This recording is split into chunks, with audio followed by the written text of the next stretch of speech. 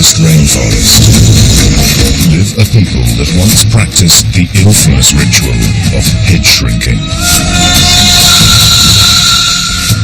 Now I've obtained footage that shows for the first time what appears to be an actual human head being shrunk. My name's Piers Gibbon. I'm an author and explorer. I'm heading into the heart of the jungle to find out for myself if the footage could be real. I think that is a roadblock. I'll try to discover where this horrific scene was filmed. Look for those who participated in the ceremony. This is your room. And learn what dangers still lie in the land of the Amazon Headshrinkers. They told them if you don't get out, we will fight you and we will shrink your heads.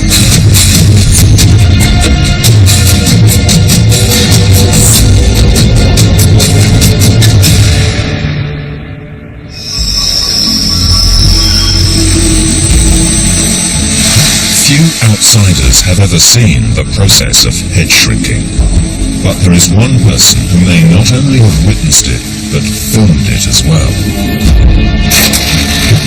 In 1961, Polish explorer Edmundo Bielawski and a team of 7 set out to explore and document the world's largest rainforest, the Amazon. What starts as a 6-month project turns into a 3-year obsession as the team endures everything the jungle can throw at them.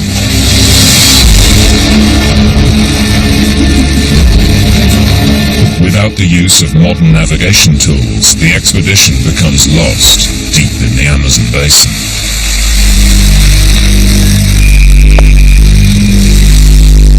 One of the team falls severely ill with malaria, forcing them to abandon much of their film equipment.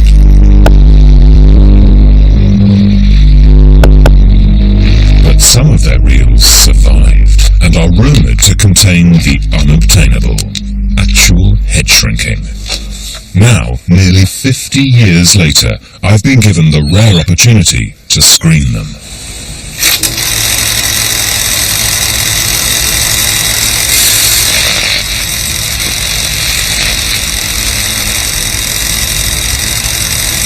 Of the canisters that survived, most of the footage is indigenous people going about their daily lives.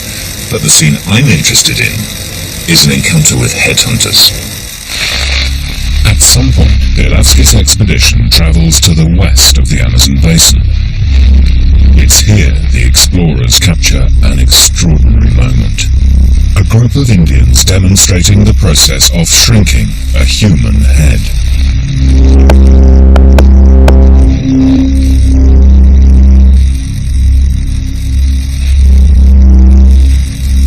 From my basic understanding, I know the skull is removed first. In this shot, we see the skullless head being dried in the sun. I've no idea what a human head looks like when you've removed the skull. And this looks like old leather, but that may be exactly what it looks like. Here, an Indian fills what appears to be a decapitated head with hot sand. Then they boil it to start the shrinking process. And this is the stage after that where he's kind of like shaping it out and forming, making it look like a human face again. Finally, they perform a ritual to render the soul of the victim powerless to take revenge.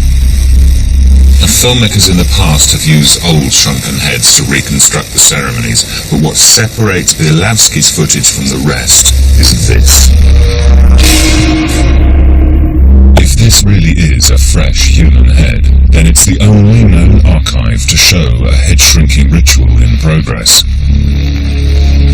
To help me decide if it is in fact real, I'll need to find the place they filmed it and talk to the people involved. But it's been nearly 50 years. The obvious thing to do is to ask the filmmaker. Unfortunately, Edmundo Bielawski died over 10 years ago. Now, the next thing to do would be to ask the people in the ceremony itself. The problem is, I don't even know which country he was filming in.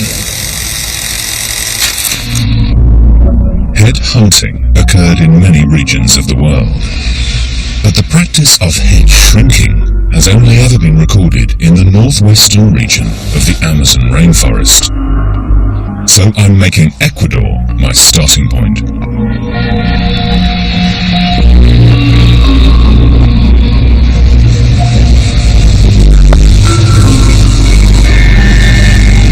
Ecuador is a melting pot of indigenous peoples and those descended from the Spanish. The country includes 13 recognized indigenous nations, all with varying languages and dialects. Ecuador's capital, Quito, is situated over 2,500 meters above sea level on the outskirts of the Amazon basin. Quito is the main drop-off point for people who are going to venture into the Ecuadorian rainforest. But while I'm in the city, I'm going to visit the one place where I know I'm going to see some evidence of headhunting.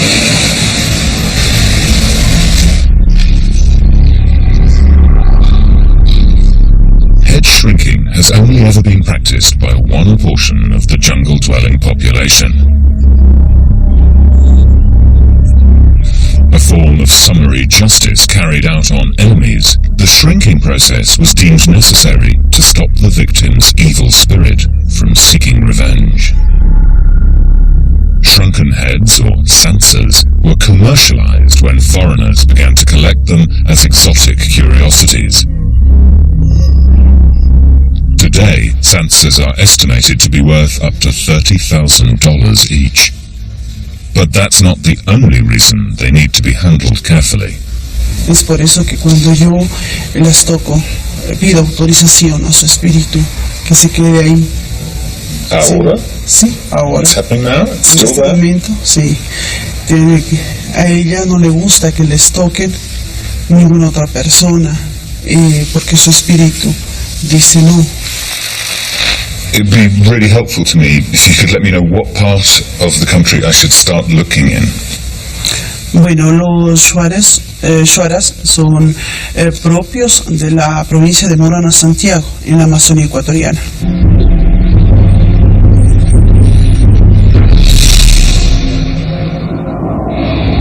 To reach Shuar territory, I must travel south from Quito through the mountainous eastern ridge of the Andes. Now down in the valley there is the Pastaza River, which is one of the many tributaries that flow into the Amazon. And back in the early 1960s, when Edmundo de Lavsi set off on his journey, roads were few and far between. So travelling would have been a real hard slog every single day. But I've got a nice road, so right now I feel lucky.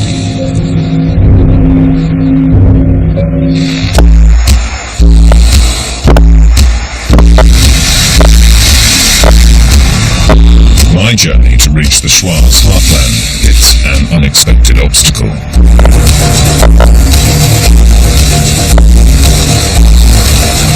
There's something going on up there. There is a lot of people in the road. I think that is a roadblock.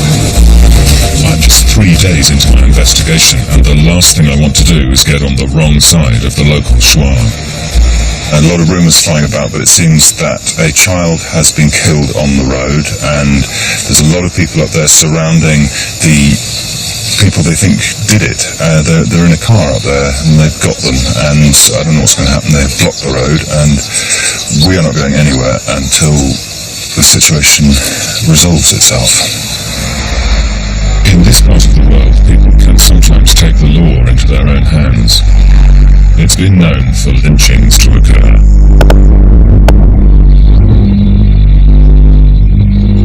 Fortunately, after several hours, I'm allowed to pass and continue into the night.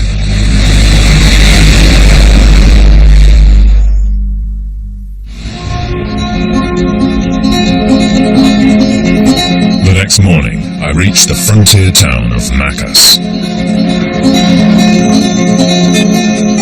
Situated in the middle of the jungle, Macas was built as an outpost over 400 years ago. It was here in the 1920s Catholic missionaries sought to restrain aspects of the indigenous culture. The The Shwa were resistant to losing their identity and particularly reluctant to stop making censers.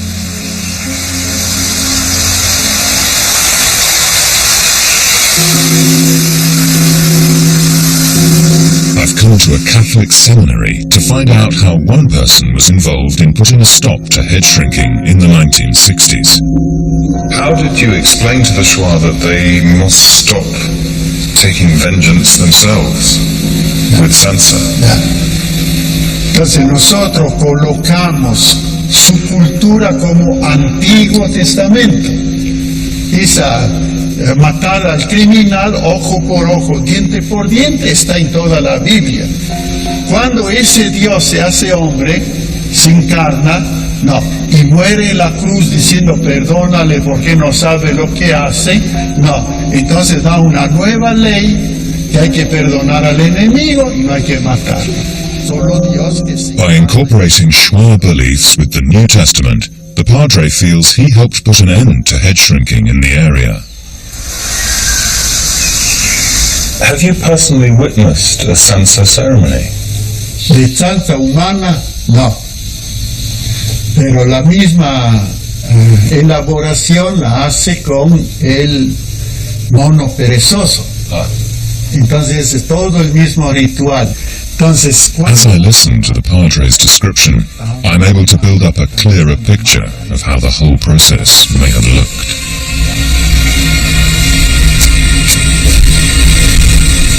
Firstly, the back of the head would be opened.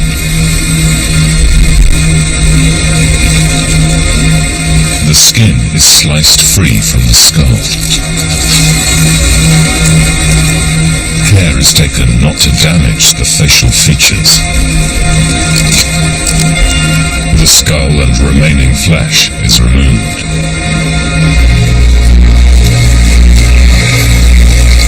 The skin is then boiled in water for half an hour, any longer, and the hair may fall out.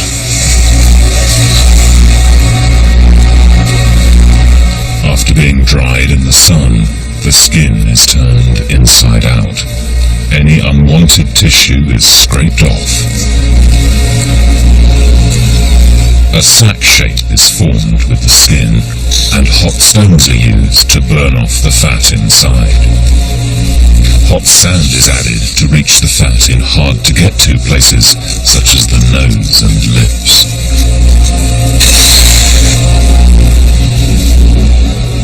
The head taker massages the skin to help the drying process and produce the head shape once again. The process will be repeated and can take up to 6 days until the head is a quarter of its original size. The warrior must now make sure there is no revenge attack from the dead man's soul. Firstly, the eyes are sewn shut, preventing the victim's spirit from seeing out. Wooden pins are placed through the lips and lashed together with string.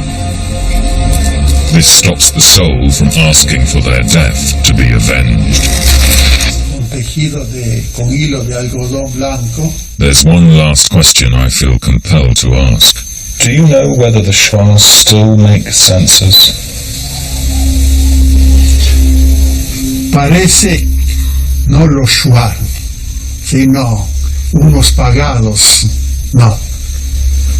Está en conexión con extranjeros, no, que le pagan bien para que haga una zanza. Entonces, algunos son verdaderos criminales, pero está todo fuera del contexto cultural, sino, entonces hay casos hasta último que encontraron cuerpos sin cabeza aún en esta zona, ¿no? Ahora por la ambición de tener plata, nada más, ¿no? Entonces, I find the Padre's words alarming. Could the practice of head shrinking still be going on today? One of the interesting things the Padre just told me is that people are still shrinking heads now, and there's apparently a black market for these sansas, for the shrunken heads, and it's gringos, white people, who are buying them. So, if I am to go further in and keep asking questions about this subject, people are going to be very suspicious, and therefore I need to get permission from the right organisation or the right person to carry on. But first, the Padre invites me to witness the fusion of Catholic and ancient indigenous beliefs. The Shwa conduct a dance ritual derived from the original Sansa or head-shrinking ceremony.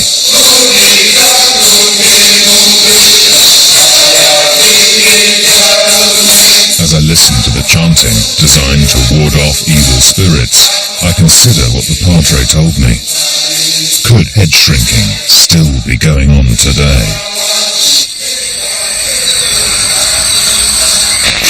During his search for head shrinkers, Bielawski notes being offered a chance to film a head being shrunk in exchange for some rifles. He declines, unwilling to trade his guns for a human life. This supports the idea that some Shwa shrank heads over the years not to punish enemies, but purely to sell to foreign collectors. There's no hard evidence that people are being murdered to make sansas today. But rumors suggest old shrunken heads are still being traded, sometimes with dire consequences. I've been reading through what feels like every single web page with the word Sansa in it, and most of it's just rubbish. But this is a newspaper article, and it's talking about kidnapping and a murder connected with the illegal trade in shrunken heads, and it's from 2007, and it's in this area.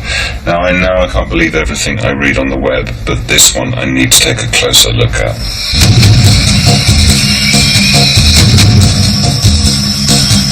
I'm on my way to a small Shwa community whose leader was allegedly kidnapped after uncovering a scam that involved selling sansas abroad.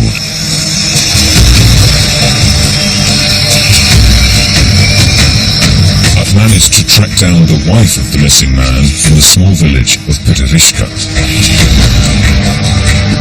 Rosalina tells me her husband found sansas in an American museum which he believed had been smuggled out of Ecuador by shamans in this area. A mi marido regresó del Ecuador. Acusaban esos chamanes, o sea, no haya comercialización del sansa.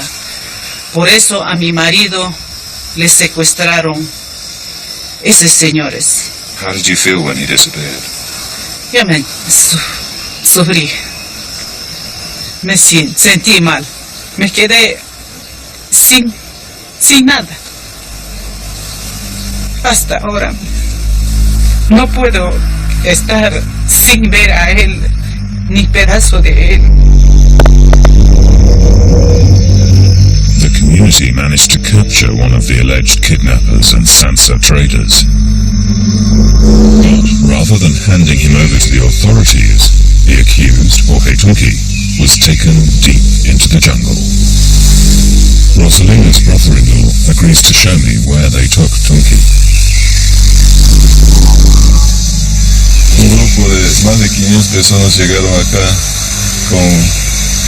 con Jorge Tunki, posiblemente el que resguardaba, según las expresiones, declaraciones de él, decía que él era el que resguardaba a mi hermano que estaba capturado.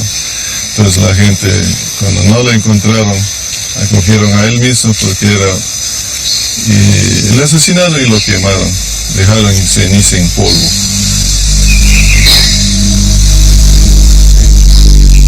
This story confirms how sometimes the Shwa are willing to take the law into their own hands. Contra eso, contra la reducción de la cabeza, contra la comercialización de la cabeza, hicieron para que termine definitivamente. Entonces está calmado esto. I'm killed to discover that for some Shwa, the old philosophy of vengeance through killing is not completely in the past.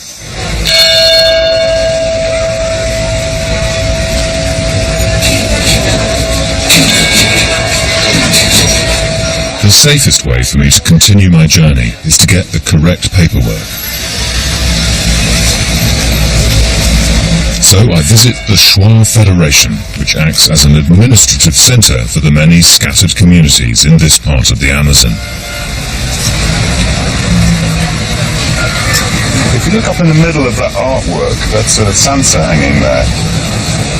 I'm getting the feeling the Shwa are certainly not ashamed of their head-shrinking reputation.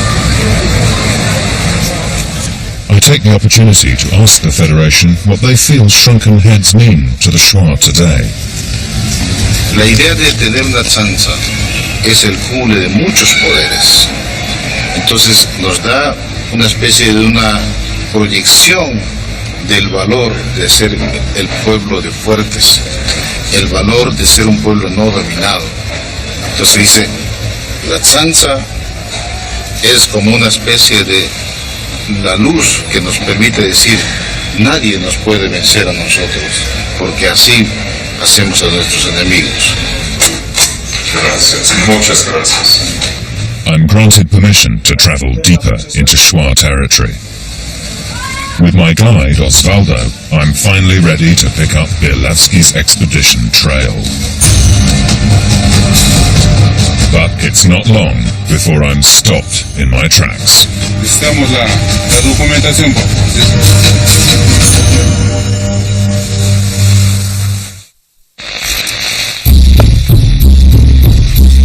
During the 1960s, explorer Edmundo Bielavsky captured what's thought to be the only footage ever shot of the head-shrinking process.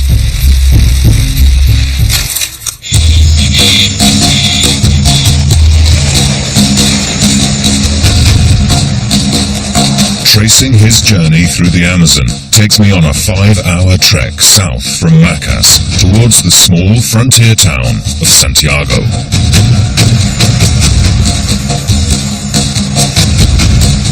My guide Osvaldo tells me that in 1995, a bloody conflict between Ecuador and neighboring Peru resulted in a permanent army presence along the border road.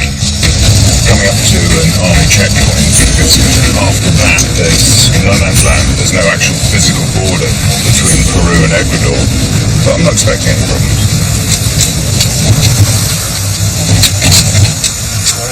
Por favor, tiene la unidad. Este es un control militar. Sí. Necesitamos la documentación, por favor. Sí, sí.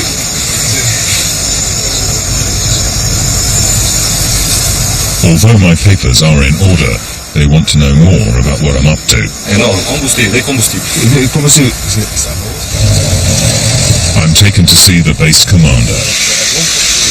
We're making a film about the Shwa. I'm just wondering, do you have Shwa members in your battalion here?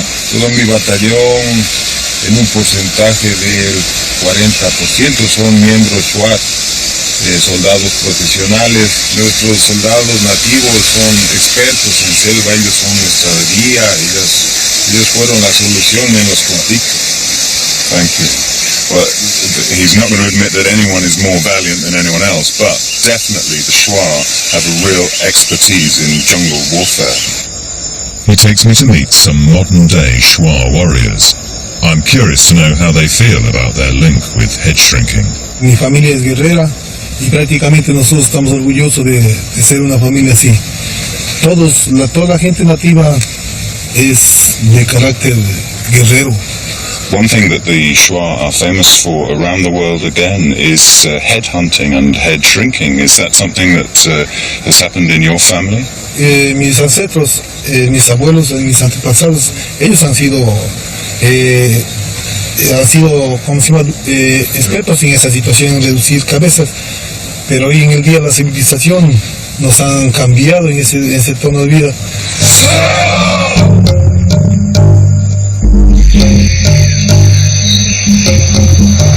The Shuar are famous for being the only people of the Amazon not conquered by the Spanish conquistadors.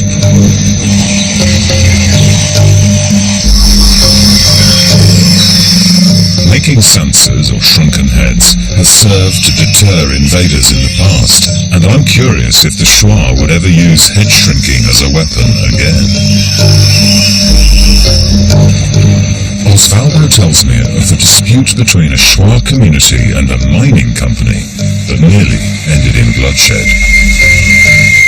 He takes me to the village to hear the story firsthand.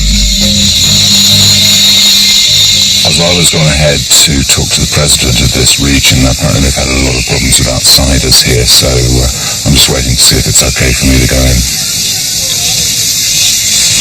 Eventually, the president agrees to talk with me about the recent conflict.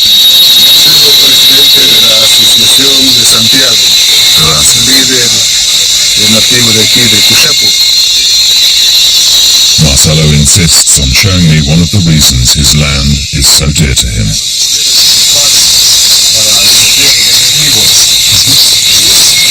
This is a secret lake.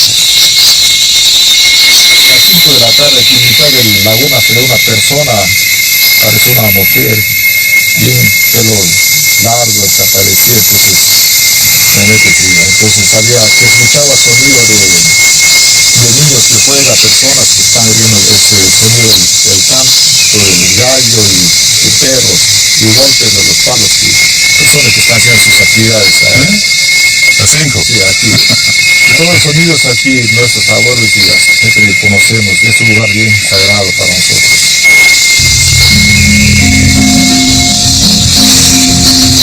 Just over a kilometre into the jungle lies a commercial gold mining site, which was the cause of friction with local Shuar.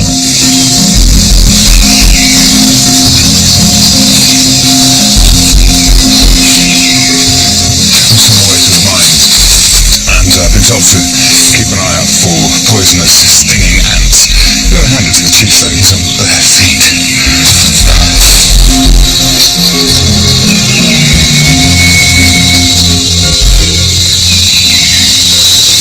Entonces aquí quiero hacerle presentar este gran impacto ambiental que donde que han hecho esas compañías mineras, donde que aprovecharon a únicamente sacar el oro, la riqueza del pueblo Shuar. Marcelo recalls how he rallied over 200 members of the local community to march to this site and give the miners an ultimatum.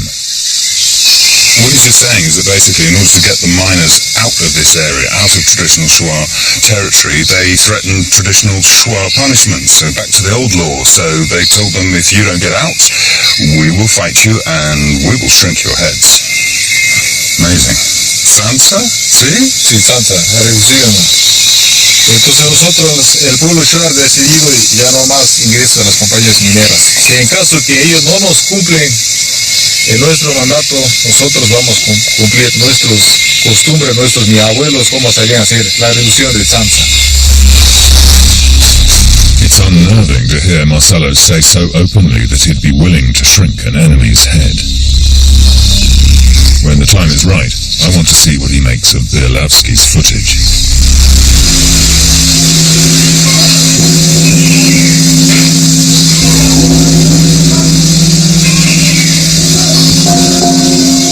Marcelo is trying to tell me about his grandfather's knowledge of Sansa making when he starts to feel ill. He believes very much that our visit to the mine was not a good idea and laid him open to vengeance, attack, spiritual attack. And he's now feeling very poorly, and we're waiting for his uncle to arrive. His uncle's a powerful healer, curandero. So we just hope he gets here soon.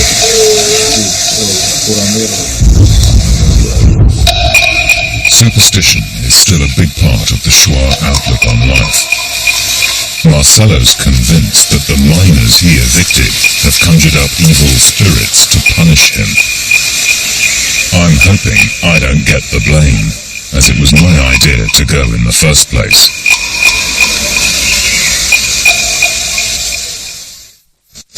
My search for the Amazon Headshrinkers has taken an ominous turn. The community minority leader, Marcelo, believes he's been attacked by evil spirits.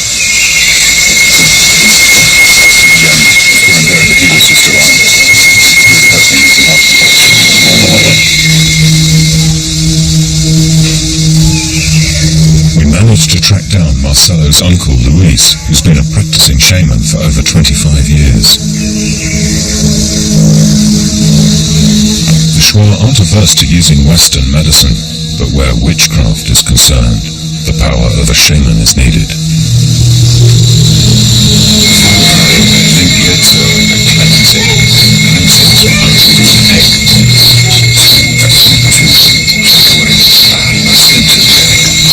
It's believed if the egg manages to absorb the cause of the sickness, then it will become dense and sink when dropped into water.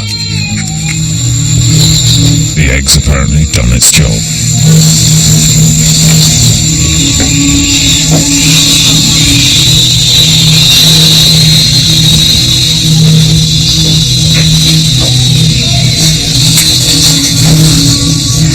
Luis uses tobacco to feed spirit helpers who are being called upon to give him strength.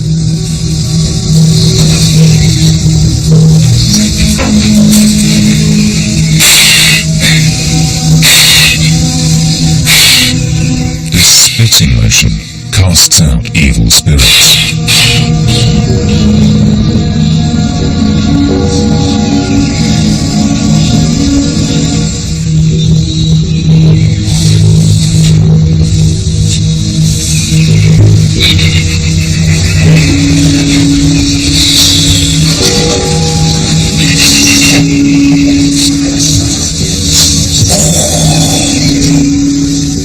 Ritual looks a lot like another ceremony Bielowski captured in his rare film from the 1960s.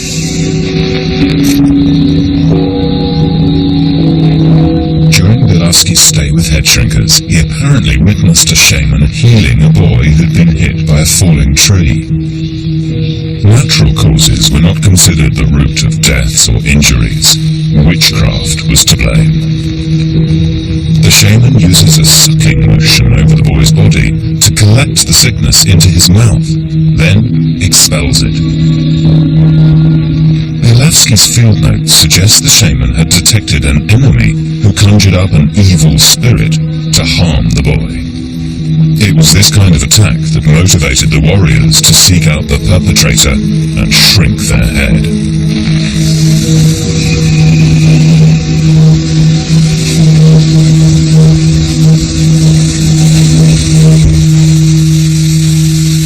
Luis has apparently defeated the witchcraft causing his nephew's illness.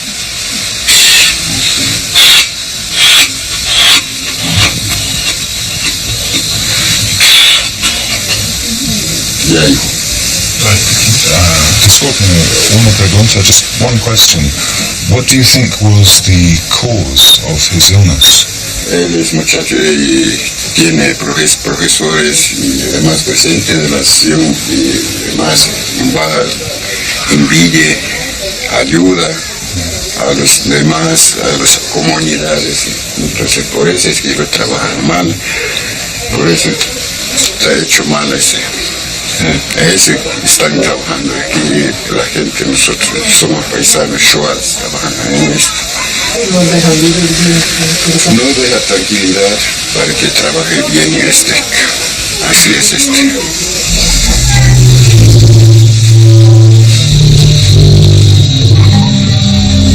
I'm relieved my visit hasn't caused Marcelo any unintended damage.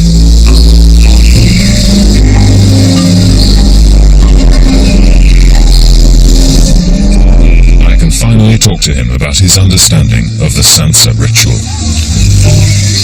What is the exact connection between vengeance and Sansa?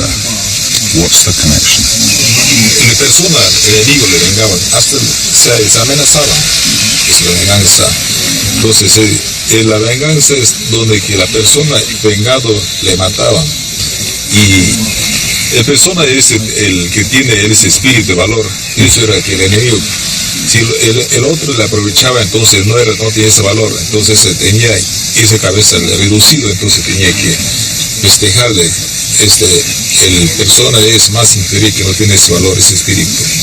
Marcelo is keen to see some of Bielawski's footage. I'm hoping he can give me a clue as to where it was filmed. ¿Atlántico? Sí. Es la realidad, todo lo que saben hacer. The news is encouraging, but the real excitement comes when my guide Osvaldo sees something he hadn't noticed before. Sí, ese yo le conozco. You know this man?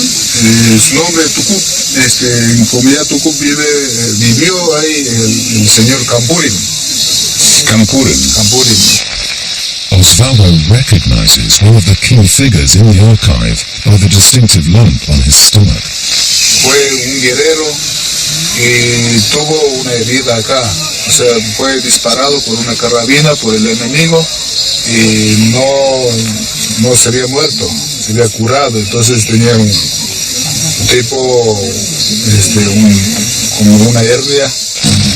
Almost 50 years after Bielawski's journey, could this man, Campurin, be the link to finding the location and people in the film?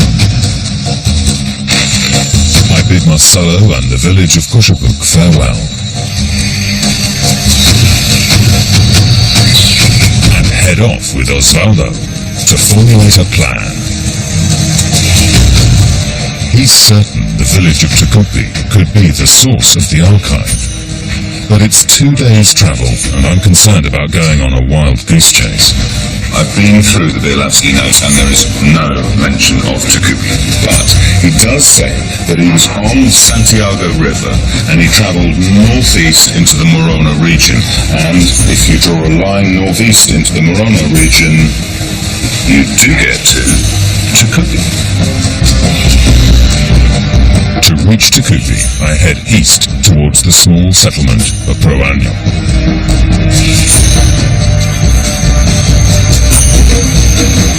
This is where the road runs out. From now on, I must continue my journey into the unknown by boat.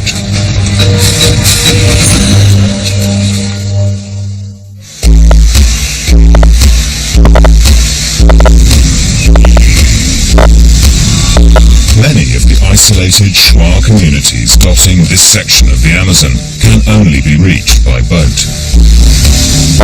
Much of Bielawski's journey in the 60s also involved travelling by river. When faced with one particularly fast section, he opts to build a raft from balsa wood. Although the best option for the time, it proves disastrous. Spun by whirlpools and bashed by rocks, the raft begins to fall apart, leading to the loss of a camera and the death of one of the crew.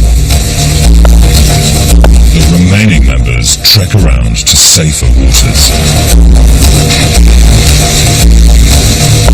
If I'm on the same route Bielawski took before meeting the Headshrinkers, he must have been relieved to find calmer waters. Been in this canoe for about 4 hours now, and when we started off there was people fishing and stuff, but I haven't seen anyone for a couple of hours now.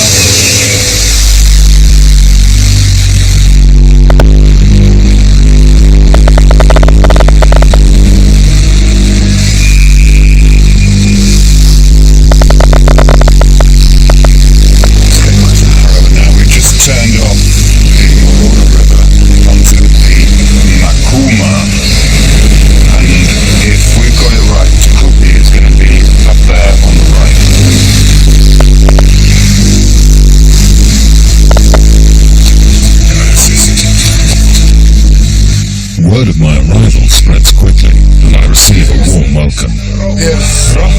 As is tradition with newcomers, they offer Osvaldo and me an alcoholic drink called chicha. Bielawski documents the making of this beverage when he too meets the Shuar. The women chew manioc root or chonta fruits. Their saliva starts the fermentation process. Bielawski noted that it's considered rude to decline the drink, so I take his advice. Gracias por su ayuda. Although some of the locals seem wary of my presence, I'm given permission to enter the village.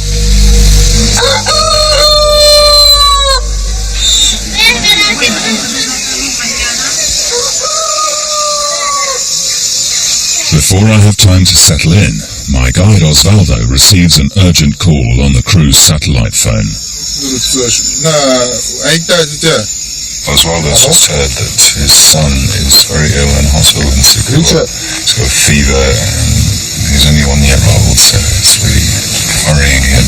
So we're going to try and get him back to Sukuba on one boat, and it's just all going to have to rearrange it. That does mean that I'm going to be here on my own, but Osvaldo's been brilliant, so he's introduced me to other people, so it should be fine.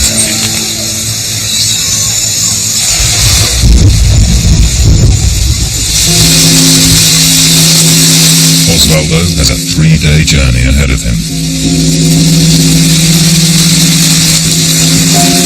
Travelling this far into Shwa territory without him would have been impossible and potentially dangerous. When the rain passes, I'm finally going to find out if this is where Bielawski filmed his infamous head-shrinking ceremony.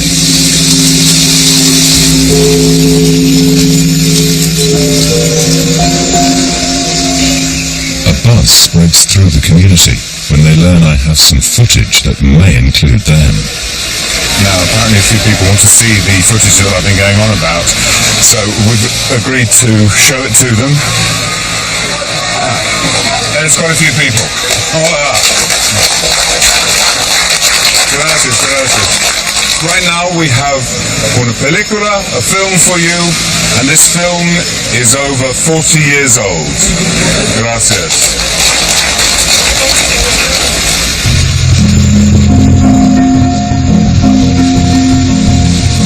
What I haven't told them is that this footage contains a scene that may depict people from their village shrinking the head of a recent victim. I'm not sure how they're going to react. Most of the people here have only ever heard stories about their ancestors' head-shrinking rituals. No one appears to be offended, and there's an overall sense of intrigue. Nobody remembers a film crew visiting all those years ago, but I'm hoping that someone will remember this man, Campurin, who I believe may come from this community. Campurin. Thank you. Success. Campurin does come from Tukupi. But I soon discover he died just over a year ago, aged 92. Momento, I put it on el mesa. Put it on el mesa. Put it on the table. Oh, there's just so many people who want to see him. It's the first time they've seen him since he died. And we're going to put it up here so that as many people as possible can get a look. I feel really touched. They've been swamping me to try and get a look at him. They've never seen him since he died. I'm introduced to Campurin's nephew, Alberto. How does it make you feel to see him, see an image of him on screen? Bien, ya mucho mejor también, como ya siento que él casi igual como vive pasa aquí. Sí, así siento yo. Alberto's got a revelation of his own. Campurin has a brother who's still alive and within walking distance of the village. Could he have any answers about the authenticity of Bielawski's footage?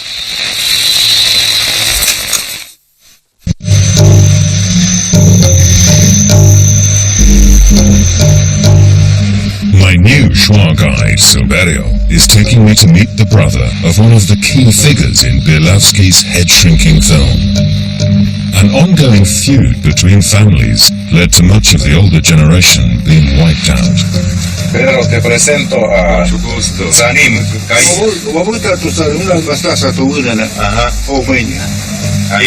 Campurin's brother, Sanim, is the last of his generation and only speaks Shwa.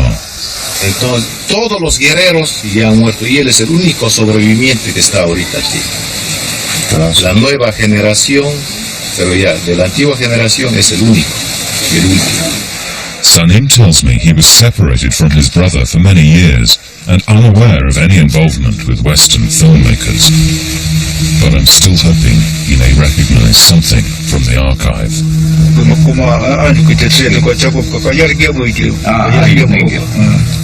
Dice, y esas tomas, está claro, dice que el río Macuma es dormido, entonces debe ser acá, en una de las riberas en donde vivían.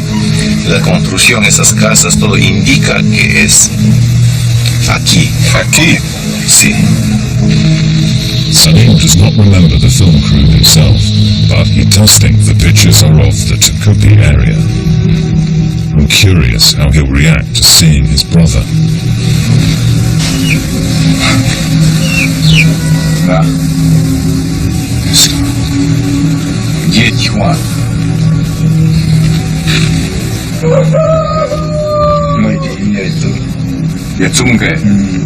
¿De casa?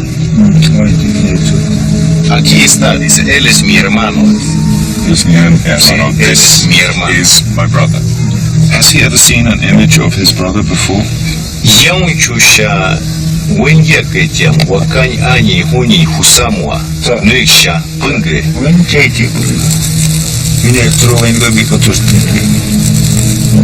It's basically, it's an amazing point to see his brother, and yeah, he's sad, but also he remembers his brother had a really good life. He was a warrior, and he was also a healer, and he healed everyone. Everyone came to him with their illnesses, so he was well loved.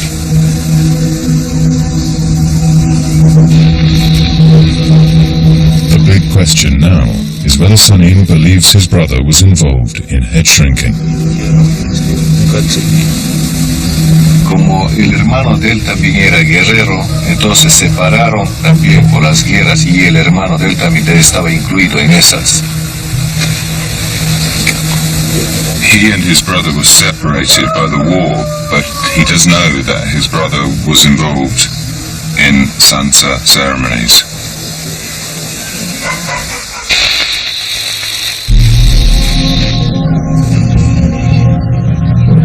After speaking with Sanim, it seems that Bilavsky did film in this area, but I can't be certain he shot the head shrinking scene in Tucupi.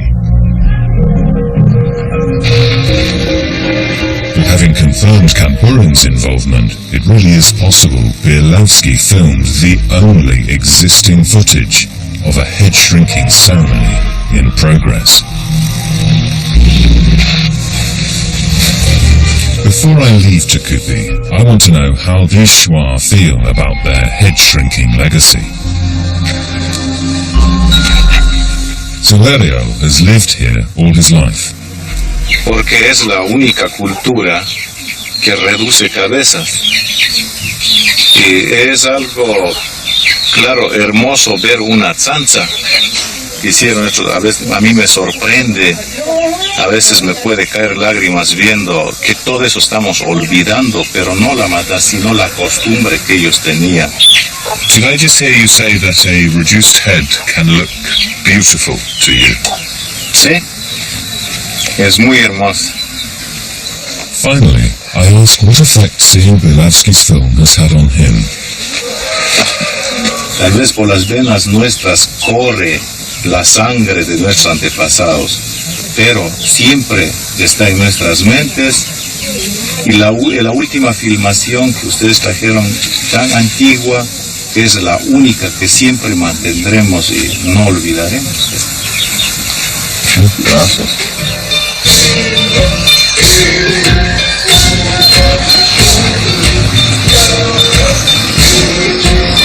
The Shwa I've met are proud of their heritage, but would prefer not to be labelled as headhunters.